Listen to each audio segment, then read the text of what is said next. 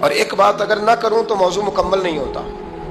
میرے نبی کریم علیہ السلام نے ایک دن صحابہ سے پوچھا، بتاؤ بہترین عورت کون سی ہوتی ہے؟ کون ہوتی ہے؟ آکسفورڈ کی پڑھی ہوئی جی، پنجاب یونیورسٹی جس نے ایم فل کا مقالہ لکھا ہو، پی ایچ ڈی ہو جس نے پی ایچ ڈی کی ہو نمل یونیورسٹی سے، ایک کراچی یونیورسٹی کی ڈگری ہولڈر ہو کہ باہر سے ایم بی بی ایس کر کے آئی ہو، کون افضل ہوتی ہے؟ کہ یا جو اچھی گفتگو کرے، نماز پڑھے، عبادت کرے وہ افضل؟ کوئی تو ایسی وجہ ہوگی نا۔ صحابہ سے حضور نے سوال پوچھا تو صحابہ نے بھی مختلف جوابات دیے۔ کسی نے کہا حضور پنجگانہ نماز پڑھنے والی، اور میں بات تمہاری ٹھیک ہے پر تم میری مراد کو نہیں پہنچے۔ ایک نے کہا یا رسول اللہ صلی اللہ علیہ وسلم پردہ کرنے والی، فرمایا بات تمہاری ٹھیک ہے پر تم میری مراد کو نہیں پہنچے۔ ایک نے کہا حضور باپ پردہ عورت، فرمایا بات تمہاری ٹھیک ہے پر تم میری مراد کو۔ حضرت علی کہتے ہیں بیٹھا میں بھی تھا بیچ، لیکن میں بھی مراد کو سمجھ نہیں پا رہا تھا، حالانکہ شہر علم کے دروازے کا نام مولا علی ہے۔ فرماتے ہیں اس وقت اللہ کی حکمت تھی کہ جواب کوئی اور دے، تو حضرت علی کہتے ہیں قد بھی میرا چھوٹا تھا، بیٹھا بھی میں پیچھے تھا، تو تھوڑی گردن اور جھکا کے نا تو میں نکل گیا اور فاطمہ کے حجرے میں پہنچ گیا۔ تو میں نے کہا فاطمہ حضور نے ایک سوال پوچھا ہے تو صحابہ جواب دے رہے ہیں، پر حضور کہتے ہیں تم میری مراد کو نہیں پہنچے، ذرا جلدی سے جواب نہیں دیتی؟ تو خاتون جنت ہنس پڑی، فرمانے لگی میں جواب دوں؟ آپ کو بھی کہا ہاں دیں جواب کا کیا؟ فرمانے لگے بتاؤ سب سے بہترین عورت دنیا کی کون سی، سب سے بہترین؟ تو جناب فاطمہ کہنے لگی سادہ سا جواب تھا، آپ لوگوں کو آیا کیوں نہیں؟ کہا چلو بتاؤ۔ تو جناب فاطمہ فرمانے لگی دنیا کی سب سے بہترین بیوی وہ ہے جس کو نہ کبھی غیر محرم نے دیکھا ہو، اور اگلے لفظوں پہ غور کرنا، نہ کبھی غیر محرم نے اسے دیکھا ہو اور نہ اس بیوی نے کبھی کو غیر محرم دیکھا ہو۔ یہ کوئی پڑتا نہیں کہ بی بی کہتی ہے جناب میں تو چہرہ ڈھام کے نکلی تھی، باقی میں دکاندار سب سے بات چیت کر آئی، سب کے چہرے دیکھ آئی۔ حضرت فاطمہ نے بتایا کہ تیری آنکھوں کا بھی پردہ ہے، اور وہ روایت وہاں الگ موجود ہے کہ حضور نے حضرت عائشہ صدیقہ ام سلمہ سے کہا کہ عبداللہ ابن مکتوم نابینا آیا تو پردہ کرو، تو یہ نابینا اس سے پہلے، سیرت نگاروں نے لکھا ہے کہ ایک دن یہ اس سے پہلے حضرت فاطمہ کے گھر چلے گئے حضور کے ساتھ، تو نبی کریم علیہ السلام نے جب ان کو لے کے حضور داخل ہوئے تو جناب فاطمہ نے آنکھیں جھکا لی، پردہ کر لیا، تو حضور نے فرمایا بیٹی وہ تو نابینا ہے، تو عرض کرنے لگی حضور مجھے تو نظر آ رہا ہے نا۔ یعنی حضور نے جو ازواج کو کہا وہ بات کی، جناب فاطمہ کا جو انداز ہے وہ نرالا ہے۔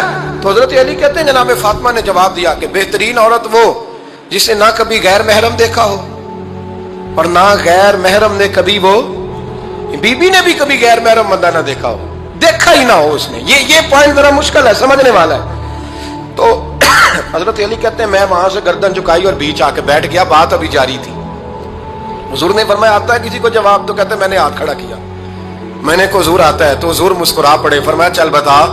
میں نے عرض کی حضور بہترین عورت وہ ہے کہ نہ کبھی اسے غیر محرم نے دیکھا ہو نہ اس نے کبھی غیر محرم دیکھا ہو۔ تو حضرت علی کہتے ہیں شاباش مجھے ملنی چاہیے تھی نا۔ حضور مسکرا پڑے، کہنے لگے میں نے تو پہلے ہی کہا ہے فاطمہ تو بدعت منی، فاطمہ میرے جگر کا ٹکڑا ہے، میں نے تو بڑا پہلے کہہ دیا ہے۔ تو کہتے ہیں صحابہ میری طرف دیکھنے لگے کہ یہ تو تعریف فاطمہ کی ہونے لگ گئی ہے۔ تو میں نے کہا کیا کریں؟ اس محبوب کو بتایا ہے جس کے لیے اللہ نے کوئی پردہ رکھا ہی نہیں، سارے پردے کھول دیے۔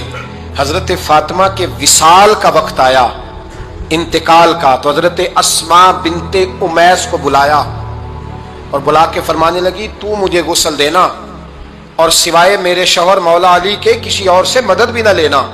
اور فرمانے لگی میں نے حبشہ کے بارے میں سنا ہے کہ وہاں جب بیویوں کا جنازہ اٹھتا تھا تو وہ لوگ چارپائی کے اوپر یوں کر کے اس طرح کر کے لکڑیاں لگاتے تھے، نیچے باندھ لیتے تھے اور لکڑی میں لچک ہو تو اوپر جا کے پھر اس کو باندھ دیتے تھے تو پردہ بن جاتا تھا۔ فرمایا میں نے علی کو بتا دیا ہے، تمہیں بھی بتا رہی ہوں، جنازہ میرا رات کو اٹھانا اور لکڑیاں لگا کے نا تو اوپر پردہ کر لینا، میرے وجود پر پڑی ہوئی چادر پر بھی کسی کی نظر نہیں پڑنی چاہیے۔ رات کو جنازہ اٹھانا اور رات کو مجھے دفن کر دینا۔ مدینہ منورہ میں حضور کے وصال ظاہری کے 6 ماہ بعد جناب فاطمہ الزہرا کا جنازہ اٹھا، تو مسجد نبوی شریف سے ایک شخص اپنی داڑھی آنسوؤں سے بھگوتا ہوا نکلا، تو حضرت ابوبکر صدیق نے کھڑا کر کے پوچھا کیوں نبی پاک کے چچا عباس روتے کیوں ہو؟ حضرت عباس کہنے لگے پہلے حضور گئے تھے اب نبی پاک کی تصویر بھی چلی گئی۔ کہا کیا ہوا؟ کہا جناب فاطمہ کا وصال ہوا، پھر سے ایک دفعہ مدینے میں رات آئی، پھر سے شام ہوئی، پھر سے جنازہ اٹھا، شیر خدا علی المرتضیٰ رضی اللہ تعالیٰ عنہ نے، حضرت عباس نے، حضرت قسم بن عباس نے، حضرت عبداللہ ابن عباس نے تدفین سے فارغ ہوئے.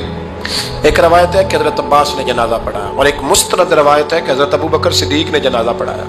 اور جب جنازہ پڑھا کر کے باہر نکلے تو حضرت علی شیر خدا کی آنکھوں میں آنسو تھے. اتنے کالی روتے کیوں ہو؟ ماننے لگے صرف فاطمہ نہیں گئی، مصطفیٰ کریم کی امت کے لیے دعائیں کرنے والا ایک بڑا ہاتھ رخصت ہوا ہے. ایک بڑا ہاتھ جناب فاطمہ الزہرا نے 29 سال کی عمر مبارک گزاری. میں نے پہلے بھی ایک دفعہ یہ موضوع بیان کیا تھا تو میں نے بات کر دی تھی، کیونکہ میں نے نہیں کی، وہ بات کسی اور کی ہے، کرنی بڑی ضروری ہے.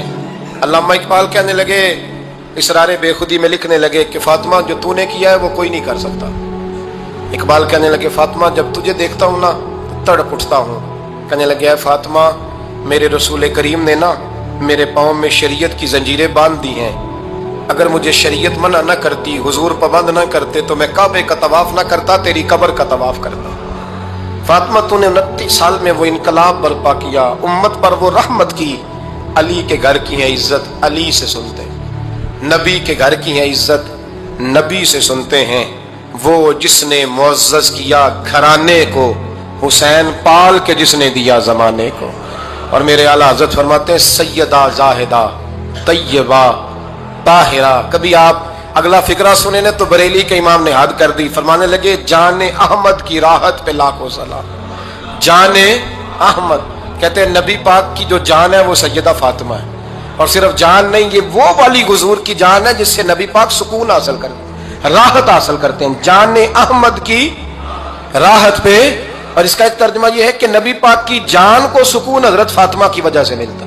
جان احمد کی راحت پہ لاکھوں سلام. اور حضرت حسنین کریمین کا ذکر کرتے ہوئے فرماتے ہیں آب تطہیر سے جس میں پودے جمے. حضرت فاطمہ کے بارے میں کچھ روایتوں میں یہ آتا ہے کہ عورتوں کی طرح انہیں حیض نفاس نہیں آتا تھا، اللہ نے پاک پیدا فرمایا.